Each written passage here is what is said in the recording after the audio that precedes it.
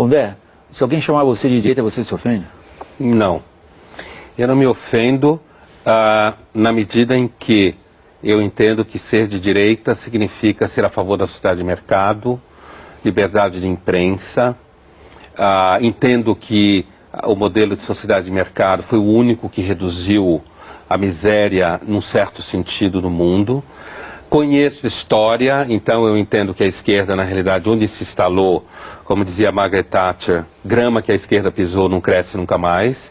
Agora, acho importante o que vocês conversavam há pouco, porque assim, essa coisa de ser de esquerda é legal, principalmente jantares inteligentes, onde todo mundo é super cabecinha, e ser de direita é ruim. Acho que no Brasil tem uma coisa, além do que dizia o Bolívar, que eu concordo, com essa imagem geral, existe uma coisa específica.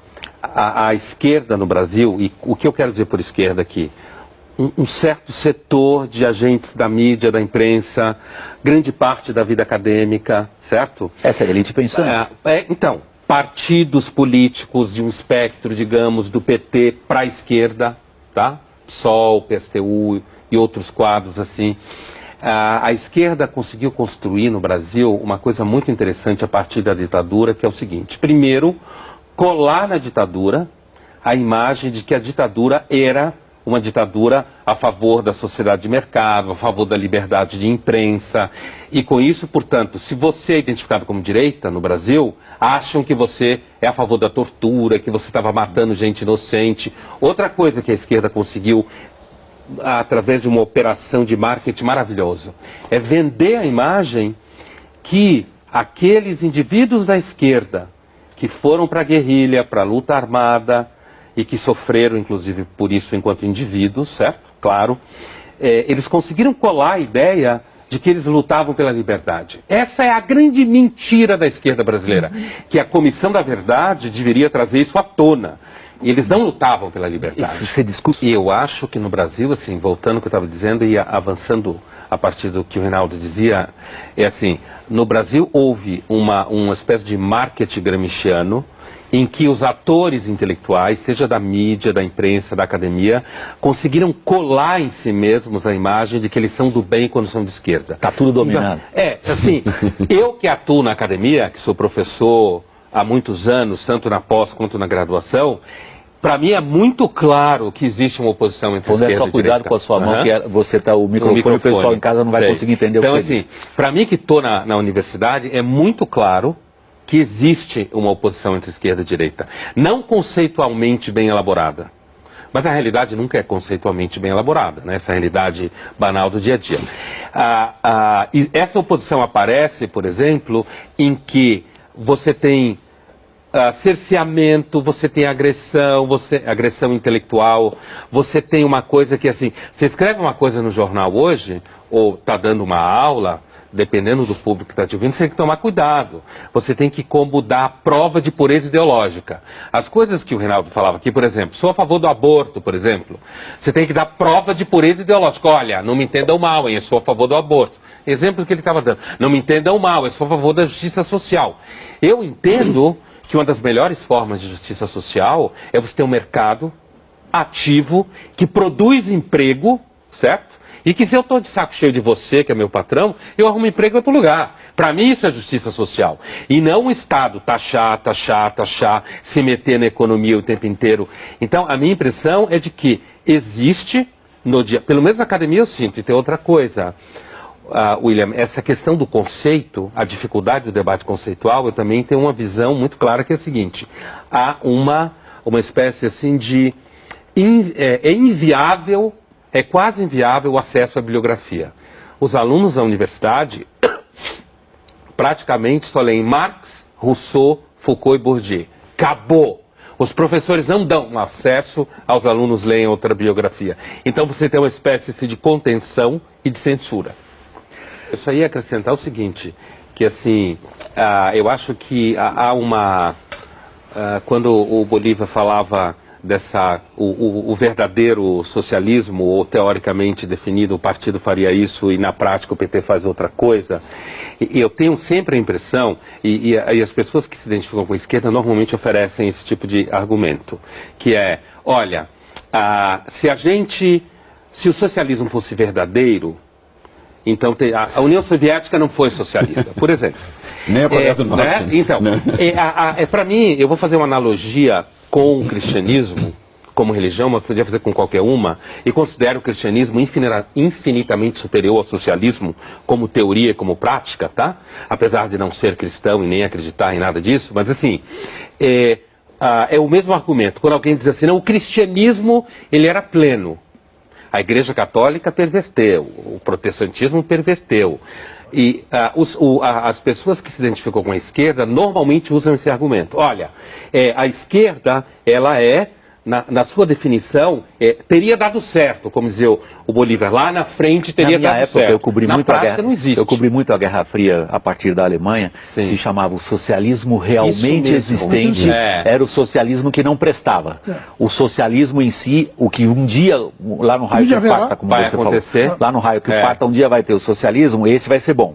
O socialismo realmente existente não presta. É por isso que eu acho que a definição que me parece um pouco mais concreta no cotidiano da esquerda hoje, ou das pessoas que se acham de esquerda, migrou de uma discussão política enquanto tal para um marketing moral. Isso. Então é assim, a pessoa que é de esquerda, ela se acha superior. Façamos um teste. Pega um amigo teu ou quem você conhece, que é uma pessoa que se identifica com a esquerda, e faça uma acusação razoavelmente fundamentada que ela é autoritária. Ela vai parar de funcionar que nem um computador com vírus. Ela entra numa crise. Como? Eu? Reacionário? Não, não pode ser. Eu sou a favor das liberdades. Porque, para mim, essa é a definição contemporânea mais atual de alguém que se acha de esquerda.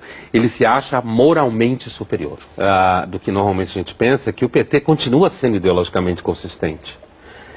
No sentido de que, na medida que você passa a prática, por exemplo, quando os réus do mensalão se chamam de presos políticos, por exemplo, há uma lógica nisso. Você pode, todo partido comunista ou socialista, né? Às vezes eu volto a falar o nome comunismo, porque eu acho que tem que dar nome aos bois. Todo partido comunista ou socialista que se instalou no poder, de fato, foi corrupto. Que teve o poder pleno da sociedade, o processo de corrupção é normal. Normal no sentido de que, porque há casos de corrupção, isso não significa que o partido não esteja ideologicamente orientado. Porque dentro da orientação ideológica está justificado ter casos de corrupção, não estou dizendo que todo mundo é corrupto, mas é justificado o caso de corrupção se servir a causa. Então, quando alguém diz uma situação como essa, que ele está sendo, que ele é preso político, dentro da lógica dele, ele continua servindo a causa. É uma corrupção ideologicamente orientada. Olha, inclusive do ponto de vista do crescimento de um certo pensamento de esquerda na magistratura, eu não tenho nenhuma dúvida. Eu tenho uma sensação de que o Brasil marcha lentamente para um certo consenso esquerdizante, gramsciano. Já está marchando em direção a isso. E eu vejo, por exemplo, voltando ao que você perguntava antes, quer dizer, por que não existe? Então existe, primeiro, na universidade é impossível quase você levantar essa questão. Eu tenho alunos jovens que se identificam com a tradição de pensamento liberal, como a gente fala no Brasil, ou de direita. Liberal no sentido europeu, né? Liberal conservador e tal, no sentido europeu, e eles não têm espaço. Eles não conseguem entrar em universidades grandes, não conseguem fazer pesquisa, são mal recebidos nos espaços. Se você pegar, por exemplo, centros culturais financiados por bancos, grosso modo, só financia pesquisa de esquerda, intelectual de esquerda, revista de esquerda, manifestação de esquerda. Se você pega alguma pequena instituição que queira fazer um seminário, um colóquio identificado com o pensamento liberal, conservador no sentido europeu, não tem dinheiro, não tem espaço, não tem institucionalização. Então fica uma situação que vai ao encontro do que a gente falava antes, quer dizer, o próprio empresariado investe na esquerda. E quando você fala da Constituição, para mim é muito claro.